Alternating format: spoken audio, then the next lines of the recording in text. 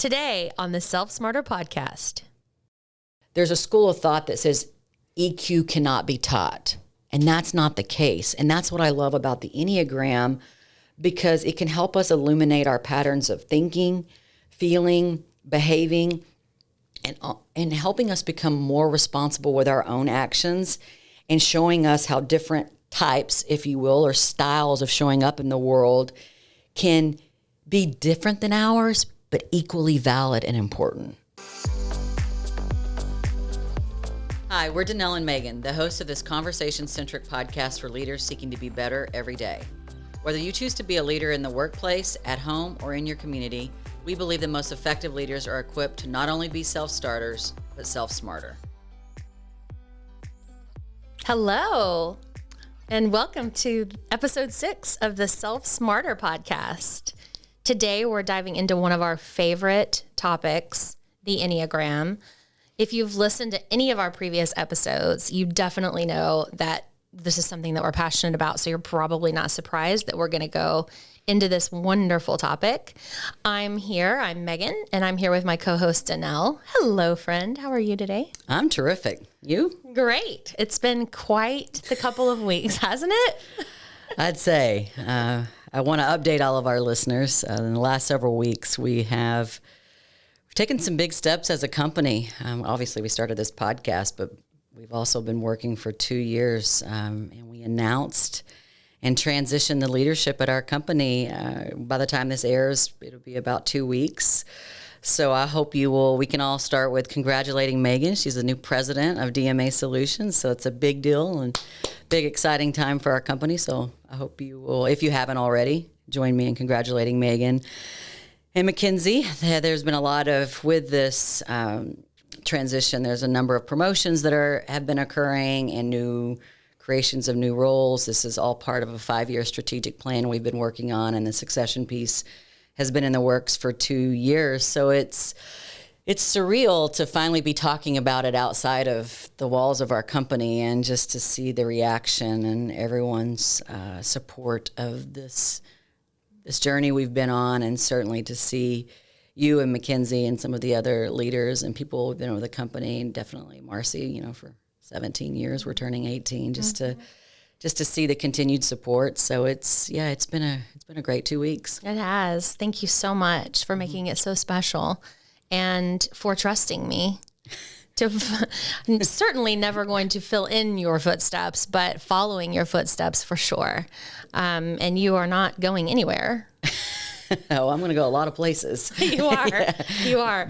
But yes, you will reign supreme as CEO, founder, and chief visionary and cultural ambassador, which is perfect for you and for our listeners too, because all of your experiences are what have gotten us to the point where we feel comfortable talking about this in a vulnerable way on this podcast. So Absolutely. It's all happening, Danelle. Thank you. I know. I can't believe it. I'm so proud and excited for our future. I know the company is headed, and not only was there a transition of leadership, but we've expanded. We've been working on that expansion for about 2 years, expanding into beyond fresh produce, into good for you foods, floral industry, association and nonprofit works, especially the nonprofits that focus on food-related items. So the expansion's also been part of the 5-year strategic plan, and we're on a roll and just excited. So, yep. And great day. Would not have happened without the Enneagram.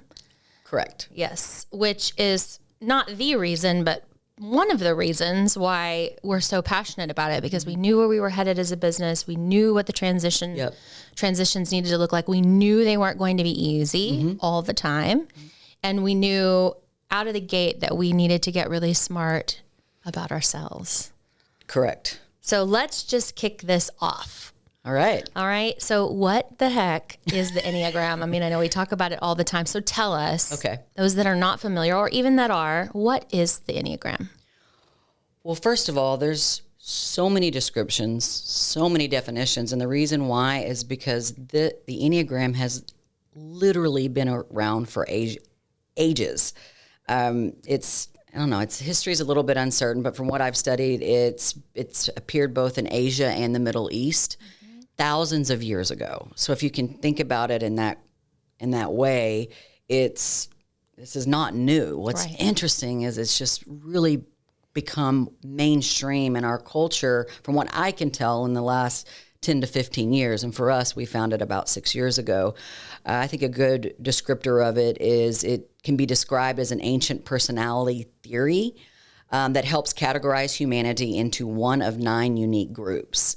But identity theory might be a better way to think of it. So identity versus personality. Got it. So, there are other tests and personality tests out there and available, and we've likely taken them. I know we've taken a lot of them. But what I'm hearing you say, and what I think the listeners are picking up on, is that the Enneagram is deeper than your average personality test. Would you say that's correct? Absolutely. So other personality tests, the way I can see it working for us is they might tell you what about you, or talk about the hows, like how you approach something, from like communication to conflict, you name it. But the Enneagram uncovers the why behind how we think, act, and feel. Basically, how we navigate life. And I think that, to me, is why it stands out as being so different. And it invites us to take a deeper look into ourselves. And quite frankly, it's touted as the most effective tool for, I love this, personal liberation. And we can speak to that, and we will in this episode. But that's literally what it's done for us, is it's provided personal liberation for us, and from what we understand, which then, when personal liberation also includes you opening yourself up to how others are and how they're wired. And I love this this description from an expert. Is it's referred to as a sacred map for our souls. And the Enneagram is a map that, when understood, helps us see our true identity. So those are some ways of how it's different. It's just deeper, and it has a lot more nuance to it. Say, in comparison to the Myers-Briggs. Myers-Briggs is pretty rigid. It's pretty straightforward, and there's 16 types. So I'm easily going to gravitate toward 9 over 16. But it's a lot more rigid, whereas the Enneagram helps us to see the nuances of the human condition. I mean, we're kind of complex. We're not necessarily meant to be fit into one box or another. And we'll talk a little bit more about that. So you mentioned this already, but I think it's important to say there are 9 unique groups within the Enneagram, and they're called types. So as you're talking forward, I know you're going to be talking about the types. Yes. How do you like to describe those 9 types? Okay, so I want to say this for our listeners' benefits. There are 9 types, but they are also commonly known as numbers. Right. So you'll hear us refer to them either way, either by types or numbers. But basically, they're the 9 distinct core motivations driving our human behavior. So think of the 9 numbers as mirrors of self-reflection. I mean, literally, that's what it is. And one expert also refers to them as masks that help us to survive and cope through our lives. And so each type has its own core motivation that shapes our behavior. So determining your number is absolutely key. We only have one dominant number. And so how does one go about determining their number? Well, it's one of those things. There's a lot of opinions on how someone should do that. Some experts believe starting with a test. Some experts believe just study all 9 numbers and then, self-determine. At DMA, we start with a paid version of the test. There are free ones out there. So, but we take a comprehensive, it's 140 question. It takes about 40 minutes. And that test is from the Enneagram Institute. And it's also called the RETI test. So RHETI. And of course, all of this will be in our show notes on our website. But I think it's really important to note that the test by itself does not determine your dominant number. It does not. Right. But for us, it's definitely a starting point. It is. And it's so comprehensive, this test that we take, that it provides, it is to us the best way to start. And we've looked at a lot of different ways to do this. Yeah. So if you're listening and you haven't taken the Enneagram, or even if you have and not taken this version, we love this one and trust the RETI, like she mentioned, RHETI. We'd love, you really need to give it a try. It's $12. It's very affordable. I mean, for a game changer in your life, I mean, how much would you invest? Right. You know, what is $12 too much? I don't even think you can buy a cocktail in Dallas for $12. Right? Right. And we can't certainly find ourselves in that glass, but we can find ourselves in the Enneagram. So definitely consider that. All right. Walk us through a little bit more about the Enneagram. Okay.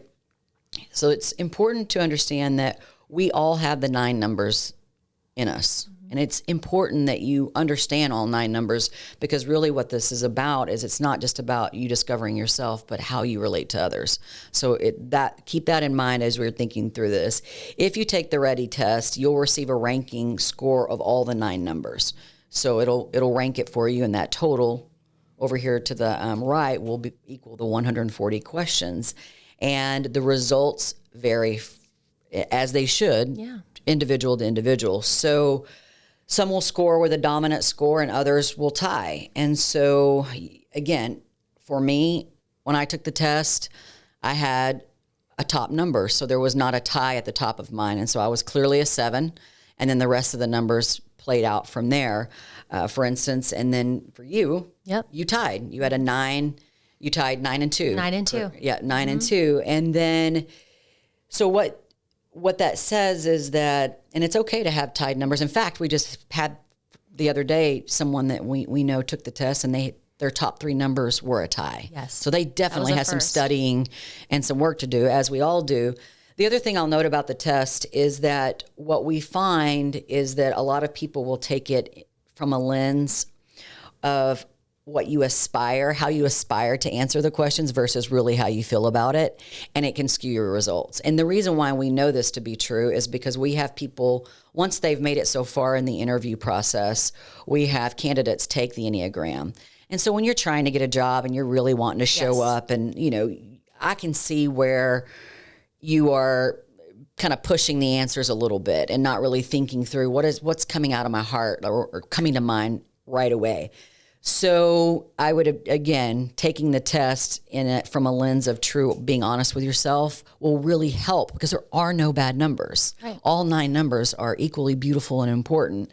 And so what I'm leading to with all of that is to say, at the end of the day, no matter what test you take, no matter how you approach learning about the Enneagram, it's up to you to study. It's up to you to look at the characteristics so that you can accurately self-assess where you stand.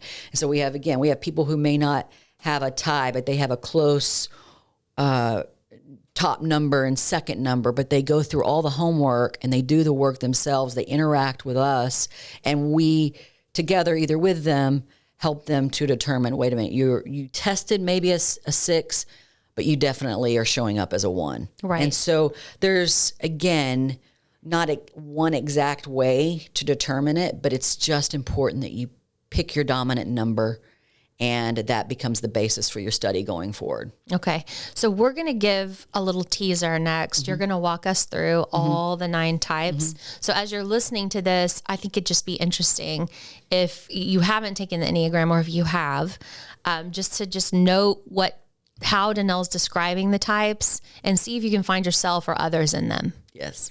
So that's a fun. We're not supposed to type other people, but you just can't help yourself. You just can't help yourself.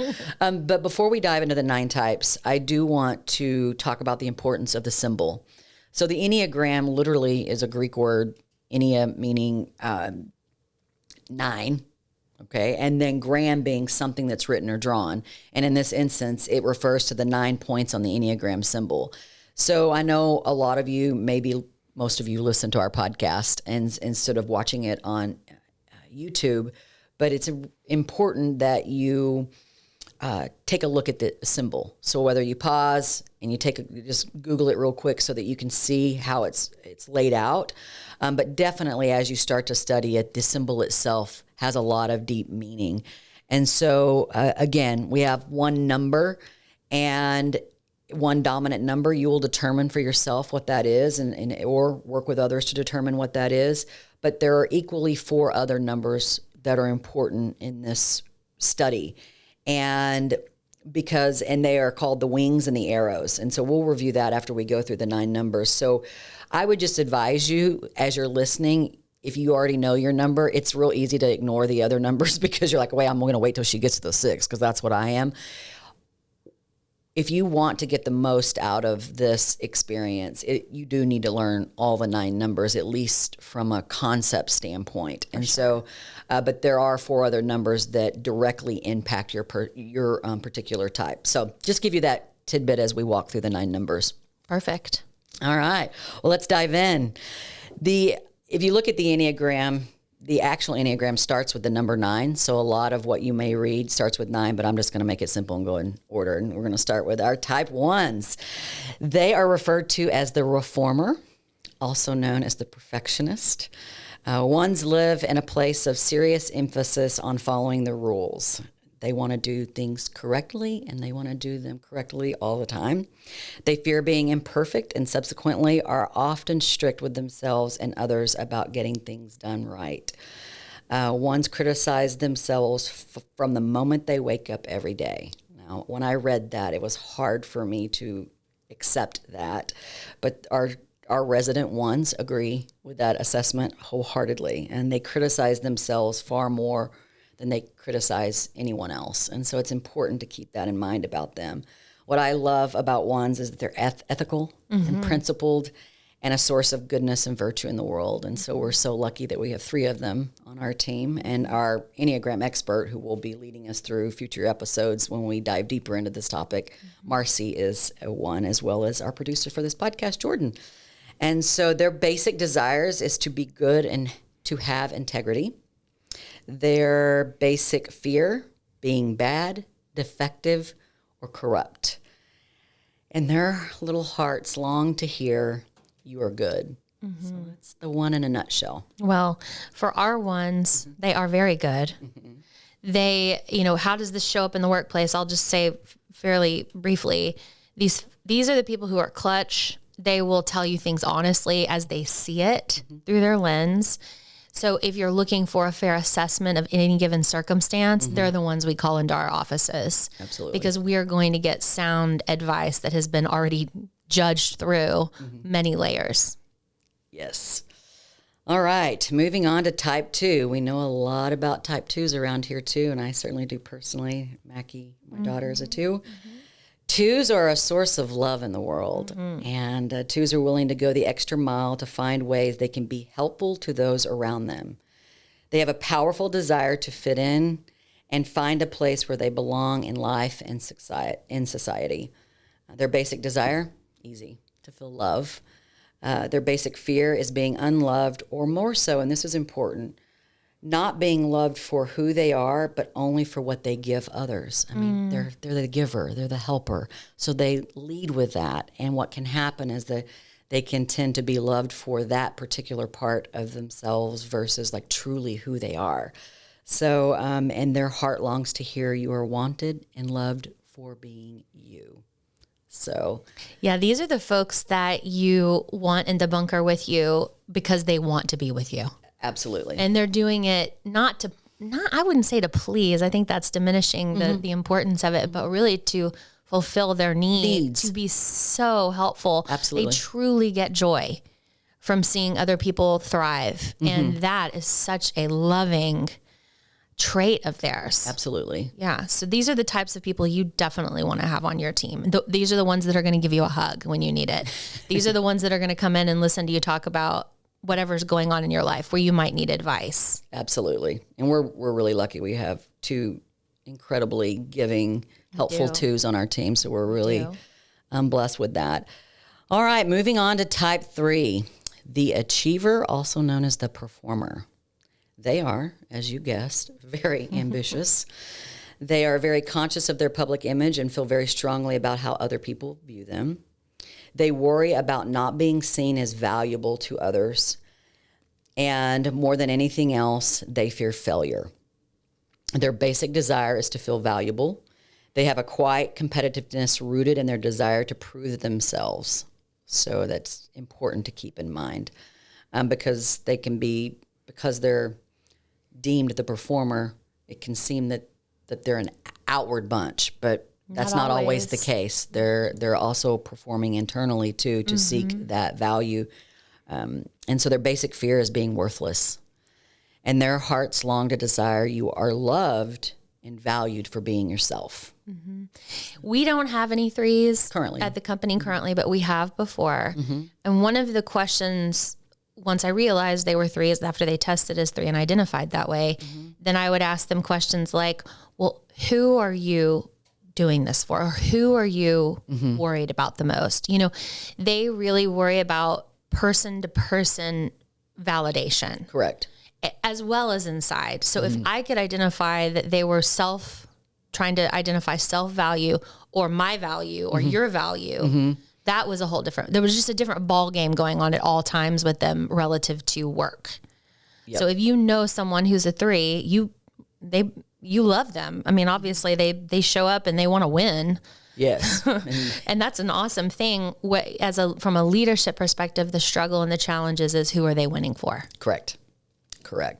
So, all right. Type 4, the individualist and the also known as the artist. 4s just fascinate me. 4s value their uniqueness deeply, and they have a strong desire to experience deep and authentic emotions. More than anything, 4s fear being flawed, and they focus overly on how they are different from other people in the world. In fact, they know they're different, and so what they will do is they believe that the rules often don't apply to them. I mean, they can find exceptions in nearly every scenario, so that's something they have to watch out for. And they have a deep desire to be known and are in constant search of their own significance, which is why they have such a highly developed ability to see beauty in all things. So again, they're the artists. They lead with emotion and this insight. Their basic desire is to be themselves, because they are known, and it's written in many of the sources out there that they're the most misunderstood of all the types. And their fear is having no identity or significance. And their hearts long to hear you are fully seen for who you are.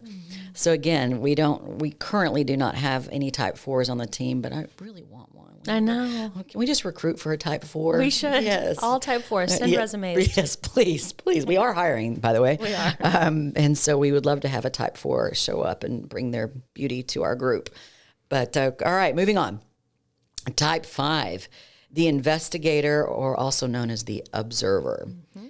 Above all else, type 5 seek knowledge and understanding of all the things in the world around them. So they want to know. They are very stay in their minds and their heads.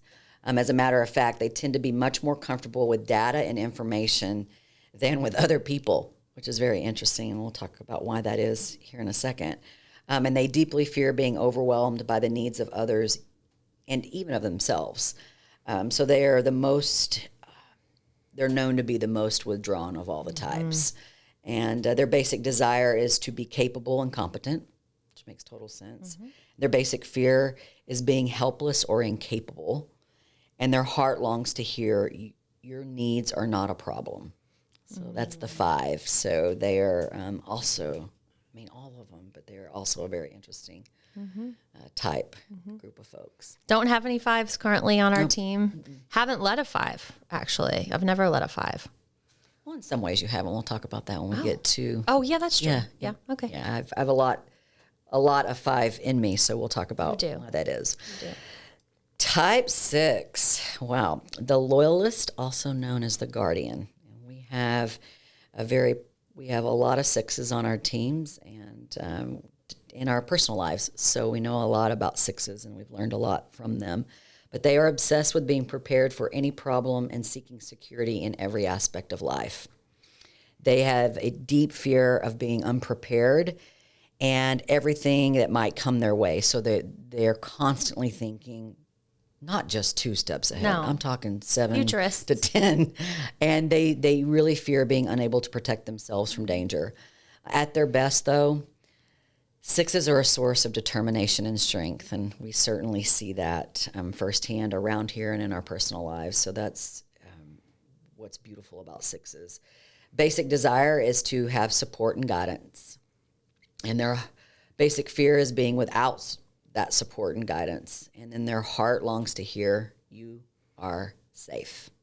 So that's the 6 in a nutshell, and you happen to be married to one. I am married to a 6, and I'm sure he's listening to this right now and thinking, wow, what's she going to say next? And I think, the thing I've learned the most from being married to a 6 that I'm able to apply at work and in leadership is to encourage them to live in the present moment and in the present time, because they do have that tendency to jump so far into the future that they can't see today any longer.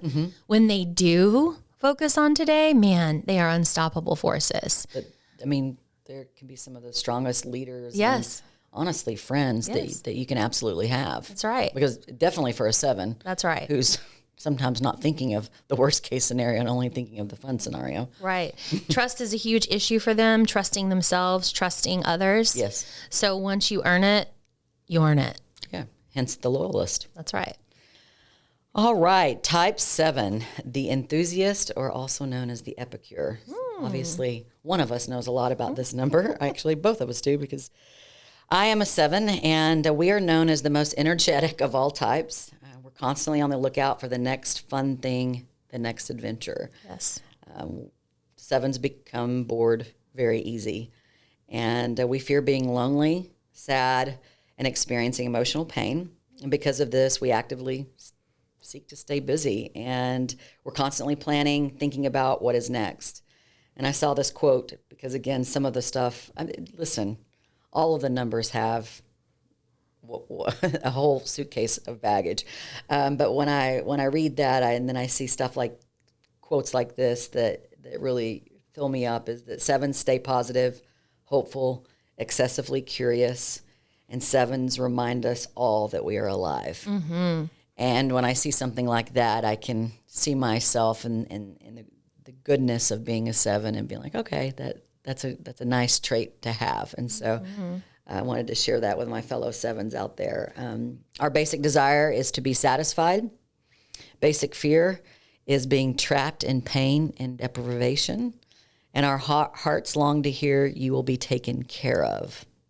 So you are, and I know that 7s are this way. You're kind of like the poster child for a 7.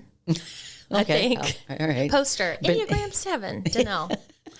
But these are the ideas people on a team, the folks that love a creative brainstorm, like to pull the whole team into a room and let's get into it and like have some fun. They're definitely the fun generators. And you have taught me that, you and other 7s that we've worked with, is do not forget to have fun while we're working, because it's very easy for other numbers to go right to the grit, like get down into it. Yep. Oh, well, what if we could be gritty and have fun at the same time? That's Absolutely. the best case. And you have definitely taught me that. And these are the people magnets. There's just sort of that unspoken thing that 7s have when they walk into a room. You can just almost feel their energy. So to me, 7s are very fascinating. And we won't get into the littles because there's a reason why 7s are that way. And one day we'll unpack that. Yes. I know. Yes. But Danelle, you mentioned, fear of being trapped, and you certainly don't want to be pushing any 7s in a corner. I have tried and it did not go well.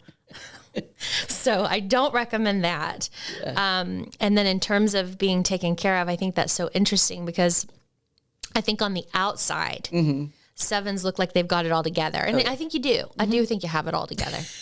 But that's not the truth. Well, we wouldn't have this podcast. You have ideas about where you're headed. How about that? Okay. And I think sometimes you would like advice on, or just other perspectives on where we might go. So it's not about letting the 7 sort of take over. It's about being with the 7. Yes. Walking next to a 7. And I think that's how we accept being cared for. It's like your ideas alone make us feel, again, cared for because you're sharing something with us. And so I think that can be kind of taken a little bit out of context, at least from my perspective, being as fiercely independent. Yeah. And what fills me up is taking care of other people. Yeah. But when I really learned about that particular aspect of the type 7, it's like, no, but I do appreciate when someone says, hey, I took a stab at this. Yeah. Here's whatever to move it along. I'm always that really makes me feel complete is when someone makes that initiative, and that's in the home. and as well as office and friendships as well. So yeah. Well, I'm glad I figured that out whenever I figured that out. I'm glad you did too. Made it a lot easier. Make it a lot easier on both of us. All right, type 8, the challenger. And we have two both Mackenzie and Hannah on our team are challengers, and they're very different type 8s, but their underlying, the way they're wired is very similar. So they believe in themselves first and foremost, and they're always willing to stand up for what they believe in. And subsequently, they follow a lot. They focus a lot on being in charge and controlling the environment. Type 8s are deeply afraid of being powerless, and 8s can seem against everything, even when they agree, because that's how they foster trust. And so if you have an 8 in your life, until you figure that out, it can be really frustrating.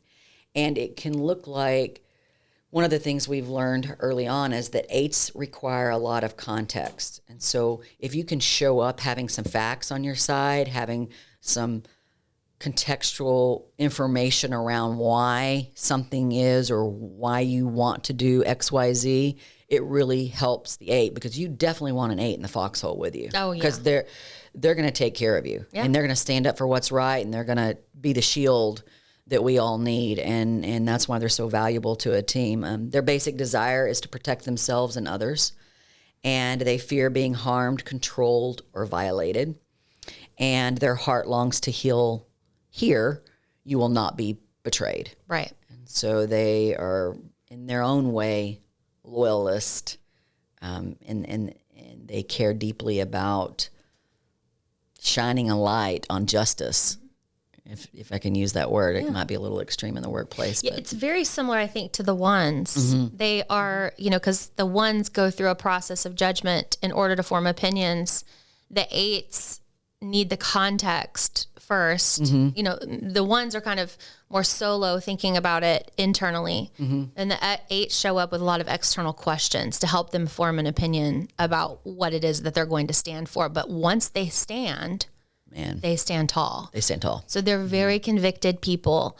And if we can think about it from a protective standpoint, that's really what I have watched as watching Hannah and watching Mackenzie, of course, as long as I have, that the convictions are to protect. Absolutely. It's protecting a company. It's protecting a person. It's protecting them from themselves. It's protecting them from something. So if you're thinking about people who might be an 8 in your life, how do they show up when it comes to protection? Not that the ones won't do that. No. But this is the 8's motivator. Absolutely. And so if they're going to step out there for you or for whatever they're standing for, they don't want to be betrayed. Correct. As a result of that. Like, don't hate me because I told you the truth, and don't hate me because I'm trying to protect us, even though you can't maybe see it. Absolutely. Yeah. So it's a valuable person to have on the team. Yes. Speaking of valuable types to have on one's team, let's dive into type 9, Ooh. the Peacemakers. Yes. Which obviously you are a type 9 as well as our Jesse is a wonderful type 9. You're both very reflective, so we've been able to learn so much about this particular number. 9s are extremely laid-back personality, and 9s tend to go with the flow and let other people take charge and make all the decisions, which is interesting. Because of this, 9s tend to be a little bit more passive than other types, and they fear pushing other people away due to prioritizing their own needs. Basic desire of a 9 is peace of mind and wholeness, which makes total sense. And their basic fear is loss, separation, fragmentation. And the 9's hearts long to hear your presence matters. So these are the diplomats. I mean, they call it passive, and I know that's how they describe it a lot. I mean, we hear that a lot, Jesse and I. We talk about this a lot. But really, I like to think about it as diplomatic, because I've also been labeled as that over the years, even when I was young. So you'll find, honestly, like, I'm not just trying to toot a 9 horn here, but you'll find if you look up famous 9s, there's a lot of presidents in the group there, because we have a way of trying to find middle ground versus always one side or the other. And so they are a good team member to have when trying to find balance, when trying to find unity in a crisis. You know, I can easily step in and moderate. I do it at home. Yes. You know, with my 6 and my son. My son is, we don't know what he is. To be determined, he's 15.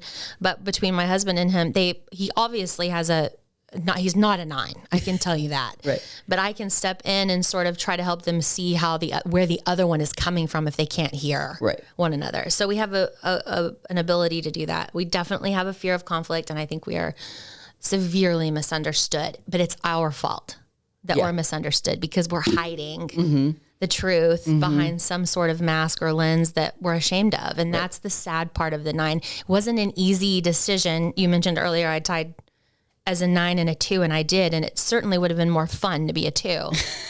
On the surface. On the surface. Yes. But the 9 is sort of sad, really.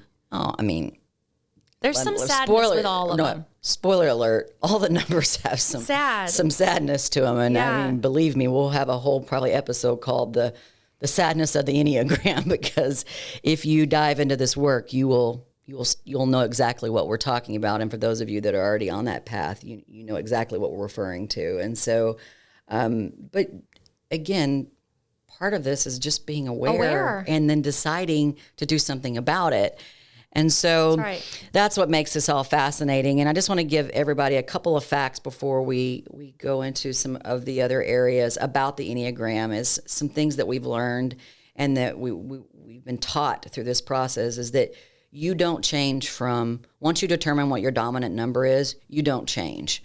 And we'll talk to you in a minute about the relationship with the other numbers. But once that's in place, that's in place. And then what will change, though, is your level of what it's called integration, but you can change relative to your ability to be a healthy, say 7, for instance, an average one, or an unhealthy one. So that part of this, there is a spectrum that can exist relative to your personality, or again, the types, the Enneagram types.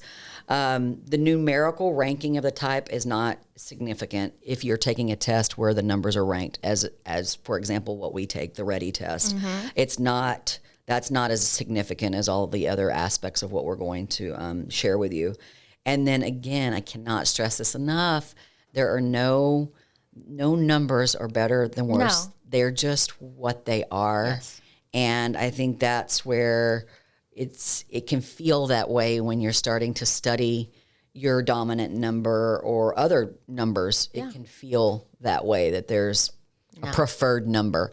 In some cases, that could be the case. Depends on what the scenario is, right? It just depends on what's happening. There could be, we really need some ones to help us through this particular time or whatever it may be. And so I think that's where you can use the types in particular scenarios to create more, a better outcome for whatever you're trying to achieve. And that's relating into the workplace scenario or group play scenario. It could be church or baseball team. Right. I mean, it lays a landscape for empathy so that, you can utilize strategically the personalities to your advantage, quite frankly. I'm dealing with an XYZ problem. I need someone who thinks like this. Maybe I'll call in an 8 to tell me what they really think after they ask me a bunch of really good questions, or let me ask a 4. We don't work with a 4 currently. I know 4s, but let me see it from the emotional standpoint. Let me see it from artistic standpoint. So it's all about how you manipulate it and use it to your advantage. So now that we've talked about all of the numbers, there is a whole other aspect of the Enneagram that is very important when trying to determine your own number and your personality specifically. Yeah, I would characterize it more as once you've determined your dominant number, there are 4 other numbers you need to pay close attention to get the most out of it. Okay. And I want to kind of pause here for a second. I want to let all of our listeners know, because that was a lot that we just walked through on the 9 numbers and then what I'm about to share with you here. we are somehow, some way, and they'll figure it out before this airs, we're going to share, DMA has an overview, let's just call it an overview, where all of this information, we're going to make it available to you. And I don't know how that's going to work, but we'll figure it out before this airs. But I want you to know that in case you're feverishly trying to take notes or thinking that you need to pause. So just let us get through the information. And then if you want to go back and certainly listen again, but know that we'll share all of this with you because we want your journey to be a lot quicker than ours. And so again, not going to go too deep here, but when I refer to that, there's 4 other numbers. First of all, there's what's called wings. So wings are easy. Wings are the 2 numbers on the either side of your number when you're looking at the Enneagram symbol. So again, if you're looking at the Enneagram, 9's at the top, kind of is the core of the Enneagram. And there's, again, a lot of learnings around that. And then it goes clockwise 1 through 8. And so your wing is simply the number on either side of your number. So I'm a 7. So I have a 6 wing and I have an 8 wing. You're a 9, you have an 8 wing, and you have a 1 wing. Mm-hmm. And so that's, again, knowing what your wings are, the numbers are, that's easy to identify. And what I like about this, and Marcy, again, our resident Enneagram expert, she talks about it being that it's so great because the Enneagram doesn't just put us into one box. You know, it's not a reductionist tool. You're just this and that's all you are. And I can kind of feel that a little bit more with the Myers-Briggs and some of the other tests. But the way she describes it is, and so do some of the experts, is that it's like a color wheel that displays the blending of hue and shades around a vibrant circle. So I love to think about that. So it's a blending. So yes, I'm a 7, but I have so many traits of a 6 and an 8 when I'm either showing up in health or in stress. And so it's very interesting to learn about those other numbers because they're equally as important to me being successful. And some like to refer to the wings as we would a bird. I mean, they help us stretch, grow, and even fly. And so your wings are important to, again, this journey of self-discovery. So, and then I'll give you a good example of, I'll give you, the example I'll give you about wings is that, again, we've been studying this for about 6 years. Mm-hmm. And a couple of years in, it started to dawn on me as I was really reflecting on how I was showing up, is that I wear multiple hats around here. And the 2 hats are CEO is one hat. And then the other hat, which is very different, is owner. Mm-hmm. And depending on what the circumstance was, I realized that I was showing up in different ways to deal with those circumstances. And I could be conflicting at times. And what I realized is that as an owner, I'm really leaning into my 6 wing. So I'm future casting worst case scenarios in a lot of cases. And I have a lot of undue worry. Like I can't see the present. I can only see way out in front of me. And then in some cases when I'm an owner, I'm very confident and I'm determined. And so I can really become very aware of how my 6 wing is showing up in any given scenario. The same way with my 8 wing. And my 8 wing tends to be where I show up more as a CEO. And again, there's healthy and not so healthy versions of how I can show up into my 8 wing. But when I realized that, and I remember sharing that with the company, I could see especially with the discussion we had, it was eye-opening. It was like, oh, okay. Oh, she's in that moment leaning into a 6 wing, so she's doing these certain things. Mm-hmm. That makes total sense. She's wearing her owner hat right now. Mm-hmm. And so that's just an example of my personal self-discovery, utilizing the Enneagram to become a better version of myself and more self-aware, is that I could use my wings to help me navigate whatever scenario I was dealing with from an ownership seat and or a CEO seat. So that's an example of how we've been able to utilize that. So the next group of numbers, so you have your dominant number and then you have your 2 wing numbers. So the next 2 sets of numbers that you should really pay attention to, they're known as your arrows. Mm-hmm. And so again, when you look at an Enneagram chart, make sure you're looking at one that actually shows the beginning and where the arrows are going. But this helps us know where we go in health and growth, and then the opposite where we go in stress. And then a lot of the literature calls this when we're integration and disintegration, but we like to just call it where we're going when we're growing, where we're going when we're stressing. So for each number, we have this version. And so there's a dynamic that exists within each Enneagram number that is triggered by our pressing into our growth and giving away to, quite frankly, our self-sabotage and stress. And so for a 7, I go to a 5. And when I was speaking to going through the types, 7s go to 5. So in growth. And thank you. And we go there. 7s become very focused when we're growing. We're focused. We can concentrate. We can create solutions to very specific problems. It's when, quite frankly, as a very extroverted person, it's when I would draw and really focus. And so once we started to learn this, and I know you would help me, you're like, we really need you to step away and go be a 5 for a while and really think on this particular thing for us instead of scrambling around and probably visions. Yes, we need you to go get focused. Yes. And so, and then 7s also, conversely, we go to 1s in stress. And so that means we become I become very critical, self-critical, and can easily become critical and nitpicky of others as well. Mm-hmm. And so my favorite story to tell about this is, again, Marcy's been with us 17 years. The company's 18, so it's easy to know Marcy's anniversary. And, throughout our time together, we would find ourselves in conflict, like butting heads, and we loved each other.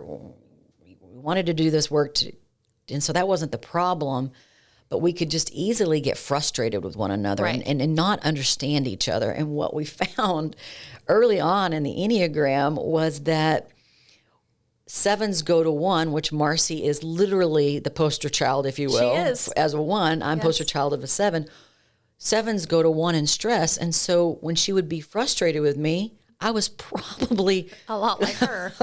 Being very critical and maybe being a little bit, again, I don't know what the other word is, but very nitpicky at times and needing things to show up in a particular way. And so that was enlightening. And the other thing to know is that 1s go to 7s when they're in growth. And so when they let go of their black and white worlds and they let go of their rules and things having to be a particular way, they show up a little bit more relaxed. Which we call fun Marcy. We call fun Marcy. And so I think Marcy's fun being her true self, but we jokingly refer to her as that in those particular moments. But what happened between us once we realized that just knowing and seeing each other in that light, it changed things for us because all of a sudden we had a level of, not that we weren't empathetic for each other as women, mothers, friends,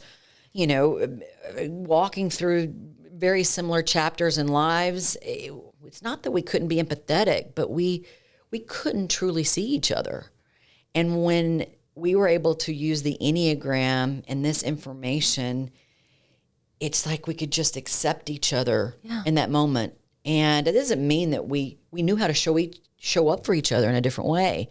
I can't tell you. I mean, I remember laying in we were in a hotel room and we were sitting there one night and just like, wow, if we would have had this information early on, it probably would have saved ourselves a lot of, heartache. I mean, for lack of a better word. Yeah. And, we talked about that and it was a kind of an emotional moment of, this really helps. And so I can give you 100 examples and you could give 200 more of those moments that when two people or a group of people are invested in this journey, how it can literally change the dynamic in a moment between two or more people that can put you on just an aggressive path forward, whether that's a personal relationship, a professional relationship, it doesn't matter.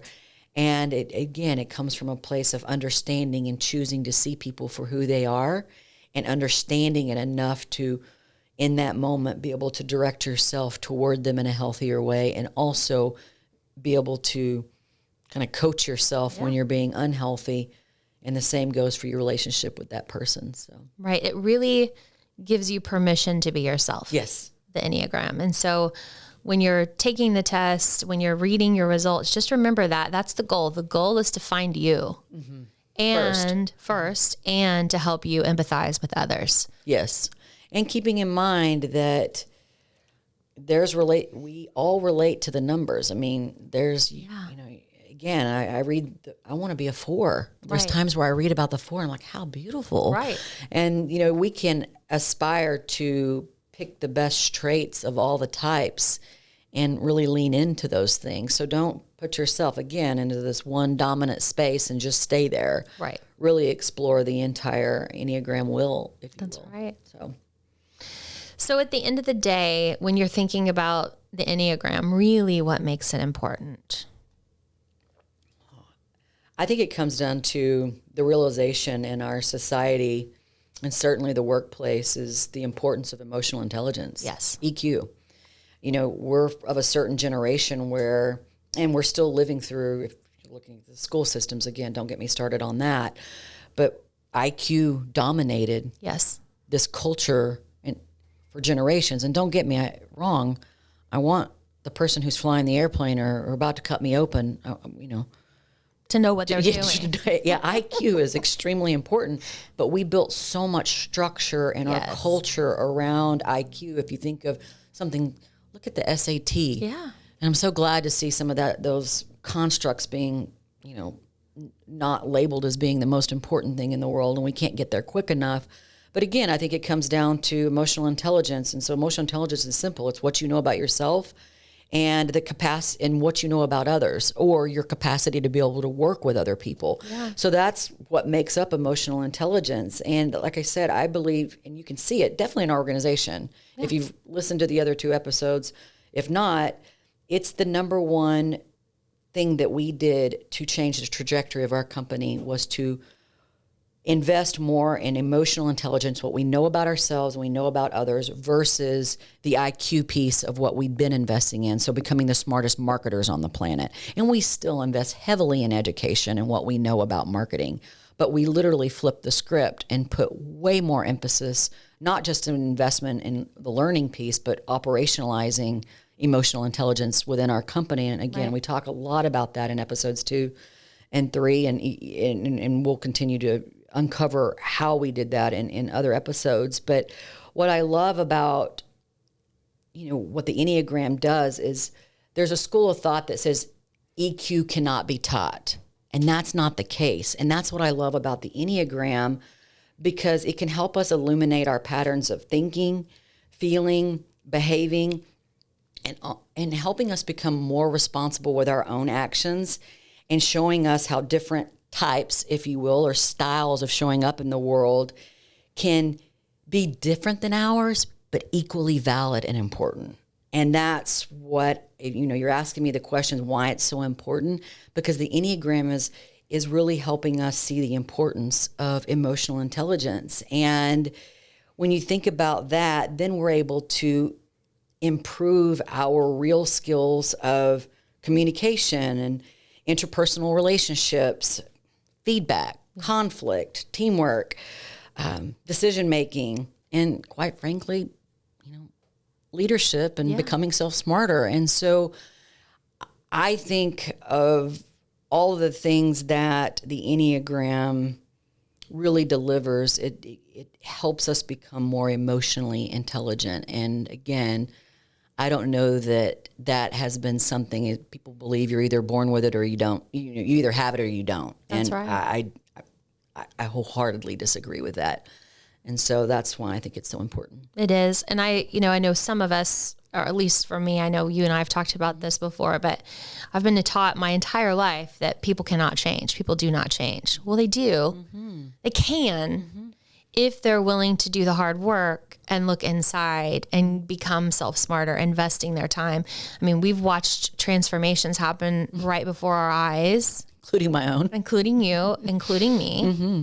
and we're watching it amongst the team members here at DMA and in our personal lives at home. So it's, as long as people are willing and recognizing who they are as individuals and what their strengths and what their weaknesses are, leaning into that versus running away from it. Yes.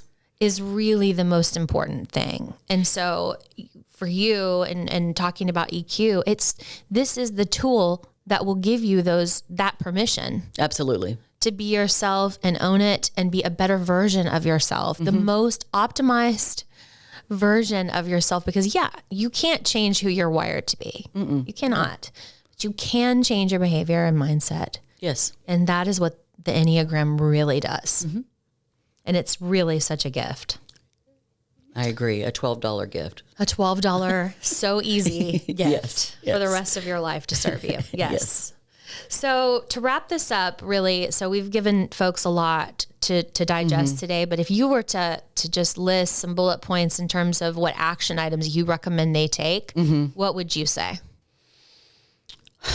Well, for those who haven't taken the test, this list might speak more to you, or if you've taken a free version, or if you took it and then you just kind of put it aside and you're now interested in really diving in. And for those of you who are well on the journey, I mean, anything I share here is a good reminder, because we have to remind ourselves of that. But first and foremost, you need to determine your dominant number. So you can take the test.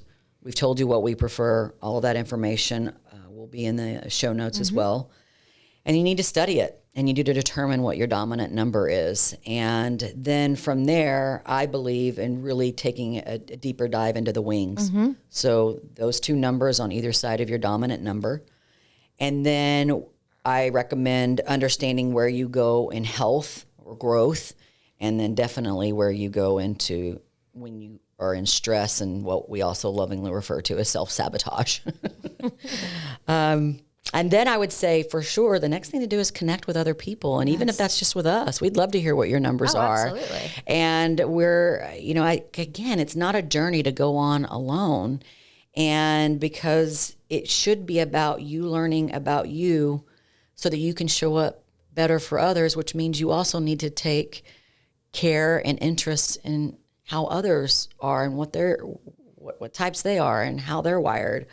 And then, I don't know, maybe you insist the closest people to you in your life take it, because I will tell you, if you invest in this, you will want to know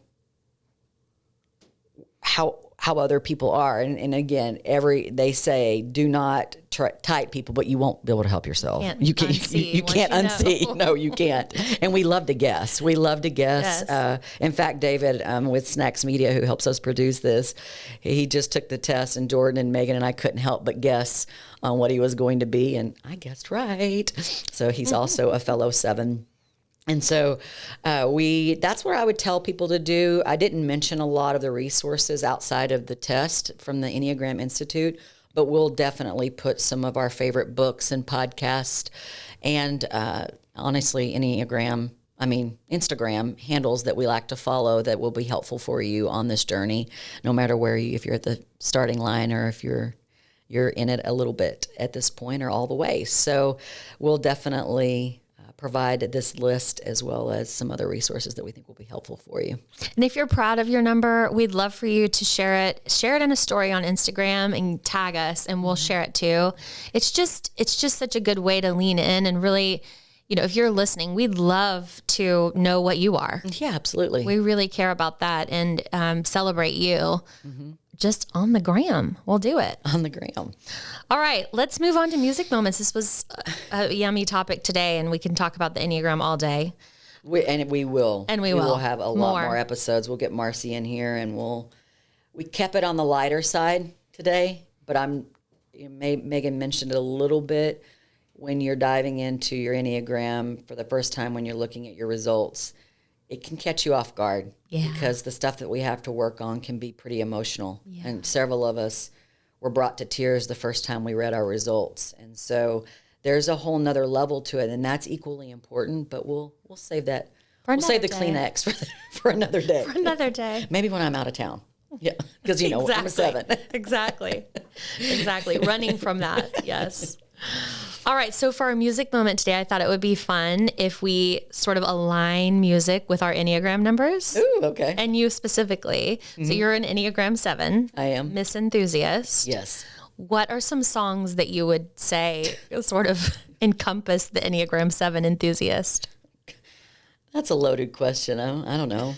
Every song on the planet. Song? It's about, no, not every song. Not the heartbreaks. No. Having a good time, Yes. escaping, denial, all those things. Surely there are 2 or 3 songs that you can think of. Think about a good time. I don't know. Girls Just Want to Have Fun, Cyndi Lauper. Yeah, that's a good one. Beastie Boys. I was in a conversation about 90s hip hop with some girlfriends this weekend. So you got to fight for your right to party. I think that's an easy one for our country folks. I'd say, Garth Brooks, Friends in Low Places. Classic. Again, fun times. So the fun songs, but then, I think there's some introspective songs, and I hear them all the time. And you will too. Once you're on this journey, you'll hear a song if you're into lyrics at all. And you'll be like, wow, I really relate to that. And it happened a while back on Miranda Lambert released her latest album in Bluebird. So that song Bluebird, if you're familiar, and the lyric in there is, I didn't want to be 34, so I just skipped on to 35. Which I think you've tried to do. I did. Actually. I've skipped a couple of numbers before. Tried to do that. I wouldn't let you though.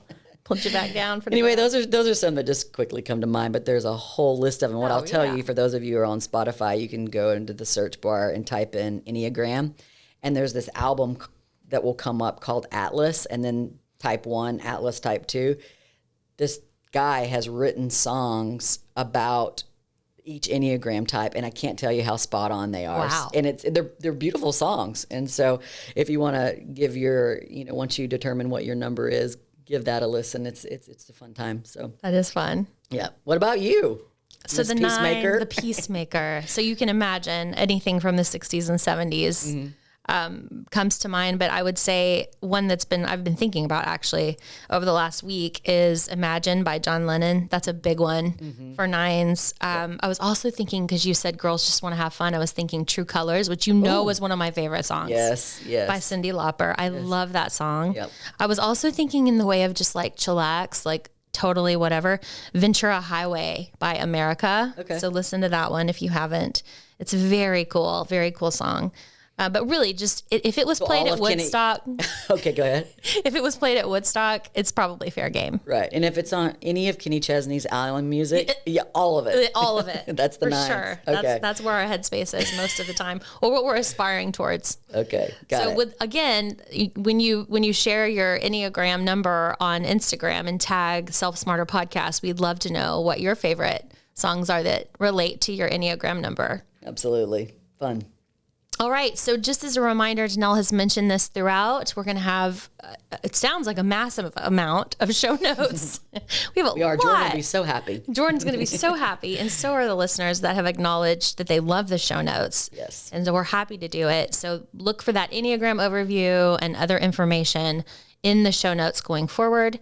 The next week, mark your calendar for another launch of a new podcast. This time we're going to be diving into a book called The Ideal Team Player, authored by Patrick Lencioni, which Janelle has mentioned multiple times. He is a beacon of a role model for us, and also an Enneagram Type 9. He is. Yes, which I love.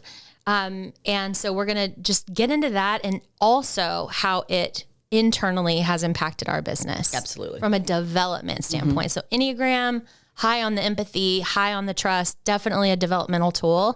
This one is more about ability, mindset, and how folks sort of show up. Correct. Yeah. So come to that, listen to that. We're excited to talk about it with you and to just keep going on this self-smarter path together. So as we wrap today, Danelle and I send you into the week with grateful hearts. Absolutely. Thank you so much. Congratulations again, Megan. Thank you. Newly appointed role. Thanks. Excited for you and everyone on the team and our clients and all the folks that we serve. Grateful. Thank you. I am too. As always, you can connect with us on Instagram and Facebook at Self Smarter Podcasts. You can also leave a rating or review if you enjoyed what you heard today. Not only does this mean so much to us, but it also helps other leaders and future leaders find our community. Thank you for taking time out of your day to join us in becoming self-smarter. This podcast is produced by Snacks Media, and music is from a free platform. Well, that is until Brandy Carlisle reaches out to us to write the original score for our podcast. Friends, have a great rest of your day.